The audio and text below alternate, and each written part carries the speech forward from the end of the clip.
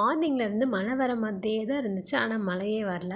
சரி, நாங்கள் சிக்கன் பிரியாணி செய்ய ஸ்டார்ட் பண்ணிட்டோம். 3 ஸ்பூன் நல்லெண்ணெய், 1 ஸ்பூன் நெய், பிரியாணி இலை, கிராம்பு, ஏலக்காய், சோம்பு, 3 பெரிய வெங்காயம், இதெல்லாம் நல்லா மிக்ஸ் ஆனதுக்கப்புறம் 3 ஸ்பூன் இஞ்சி பூண்டு பேஸ்ட் நாங்கள் மிக்ஸ் பண்ணிக்கிட்டு நல்லா வதக்கினதுக்கப்புறம் குட்டியான 3 தக்காளி போட்டு மிக்ஸ் பண்ணிட்டு நெக்ஸ்ட்டு புதினா தழை ஆட் பண்ணி அது வணங்கினதுக்கப்புறமா நாங்கள் 3 ஸ்பூன் தயிர் யூஸ் பண்ணோம். எங்ககிட்ட கம்மியாக தான் இருந்ததுனால 3 ஸ்பூன் தான் எடுத்துக்கிட்டோம்.